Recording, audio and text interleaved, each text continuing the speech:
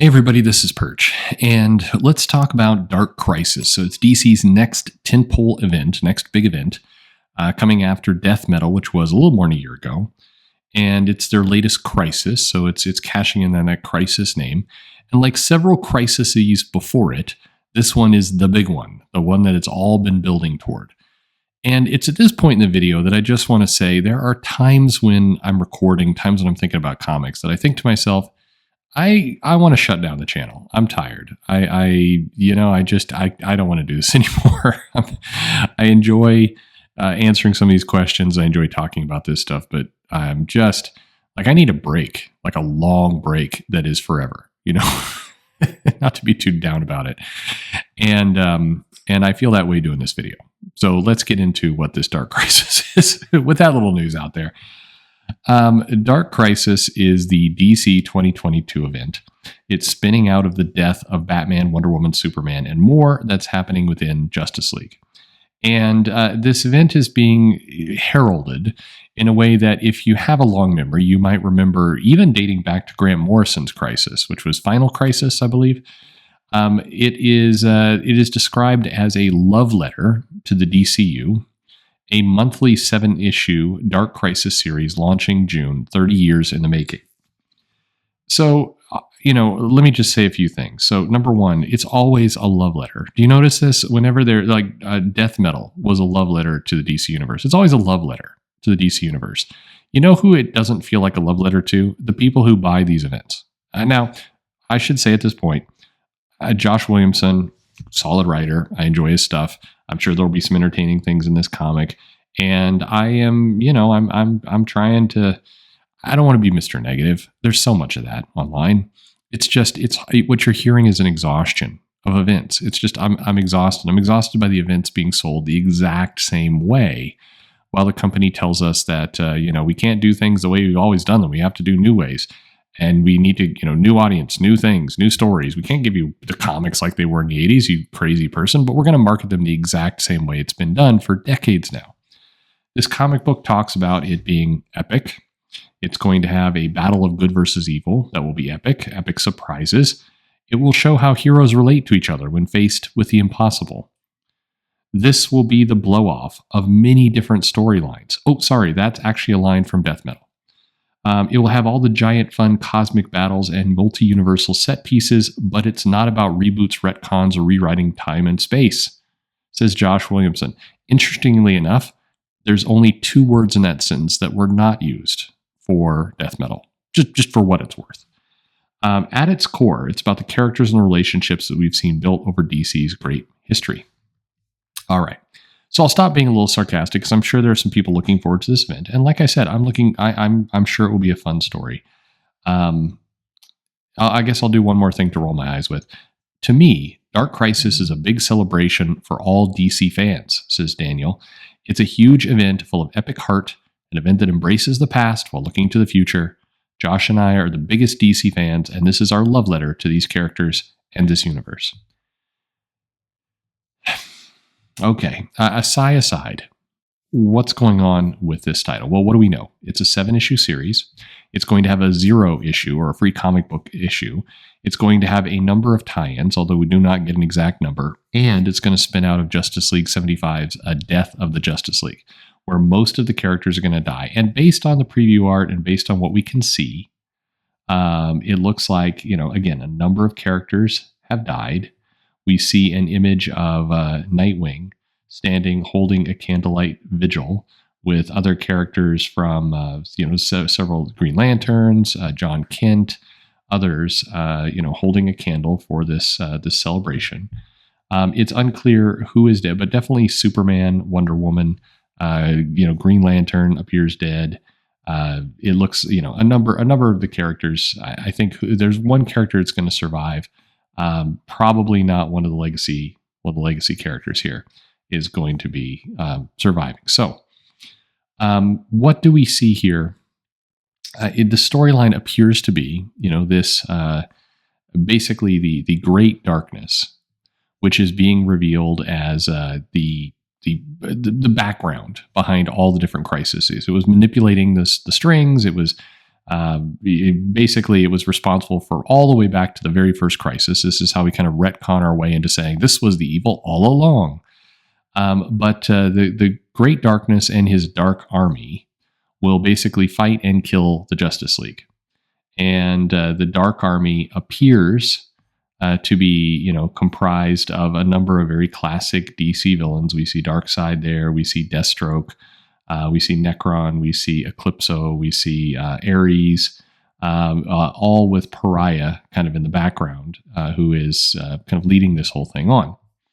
So that is this is the Justice League killers. Feels like I'm missing somebody. Spectre is in there. The Empty Hand, of course. That's what it appears to be. So basically, these cabal of villains brought under the command of Pariah. He was a survivor of the world where DC's original Crisis on Infinite Earths began, and he's appeared a few times. Basically, kind of complicated relationship, as they say, but now he's leading the Dark Army, and he is he's basically trapping Barry Allen in this prison, and now he has mastered the power of the Great Darkness, and he's using it to assemble his army that then kills the Justice League and leads to this crisis.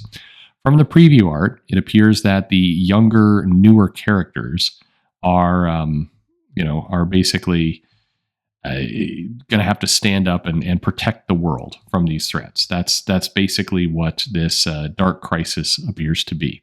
It's a chance for the next generation to stand up and shine, which, as some have pointed out, is sort of, kind of, if you cross your eyes a little bit, was going to be the impetus behind 5G. This idea that we'd get a chance to see the legacy heroes, moved off the stage, give the young heroes a chance to stand up and kind of show their mettle, show what they're worth.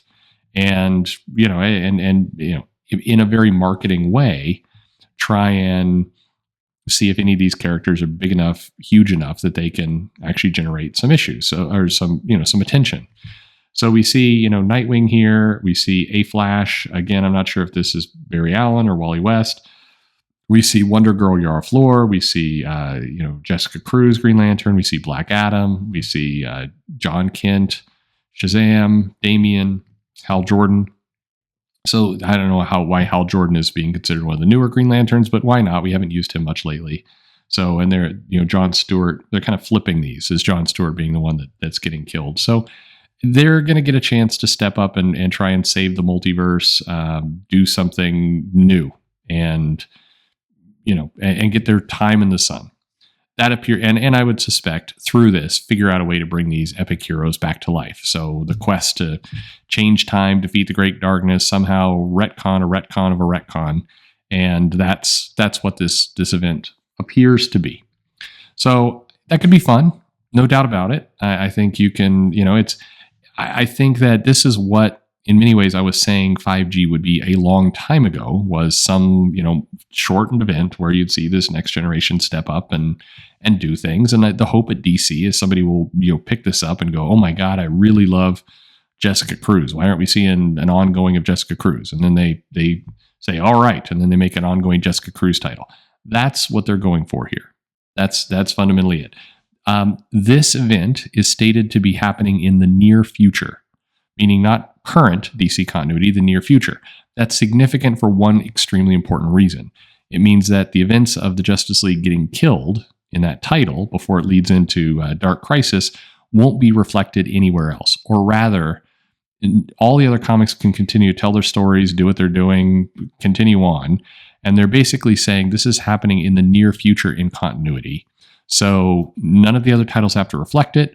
Once the event is over, the titles can then just flip to after this event, and you're never going to have to worry about what do we do with 50 Batman comics that can no longer feature Bruce Wayne because he's dead. So but is Bruce Wayne dead? That's another question here because we see him anyway. One of these characters is surviving. Maybe it's Batman this time. Who the hell knows? But this isn't going to interfere with Philip Kennedy Johnson's book or Wonder Woman. They can continue to tell their stories. This event happens and they flip to the end, which is another way of saying these characters aren't going to stay dead forever. Which, in fairness, only an idiot would believe anyway. So it's it's fine. Again, I know I sound down about this. I'm event fatigued, like many of you are. That's all. And in particular, this Let's Go Back to the Well with Crisis. It just feels, again, like we've done this a lot, and I just it's hard to get very excited about. Let's do it again. That's all. I think that. Again, I'm sure the art will be good. I think Jim Chung is going to be doing some of the art, is what they're saying. It's, there's a couple different people, art by Daniel Sempier, Jim Chung, and more, which does indicate to me that we're going to get kind of a bonanza of artists, which I also always hate, but we'll see how that goes. And maybe this is a chance to, showcase kind of this story. What would it be like without the major superheroes, and how does the next generation step up? That's an interesting hook. With all the other comics continuing doing what they're doing, that's fine too. But it's tough when I read these lines and I'm like, man, these sound exactly like death metal. And then I go and I look at the press release for death metal, and it literally are the same sentences to kind of push this thing. Where I hope we land at the end of this, just tell a good story, make it entertaining, make me say, hey, I wasn't really looking forward to this because damn it, we've had so many crises and we had so many events, but it sure was entertaining.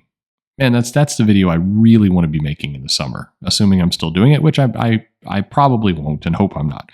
But that's why I hope all of us are saying that, hey, this thing came out and it's good stuff. That's what I want, and so hopefully that's what we'll get. But anyway, we'll see where it all goes. I think that are you up for another crisis? Are you up for a story which embraces the heart and future? Are you interested in this love letter to DC? I always love it how they write it this way, because I would love to see the event come out that says, to me, Dark Crisis is a big go screw yourself to DC fans.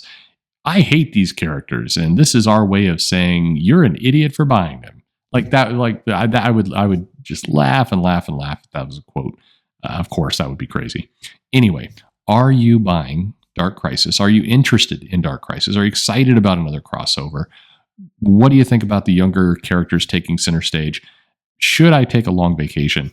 Let me know in the comments. But Mumbles, I already know what you're going to say. You can stand down on this one. Thanks for listening.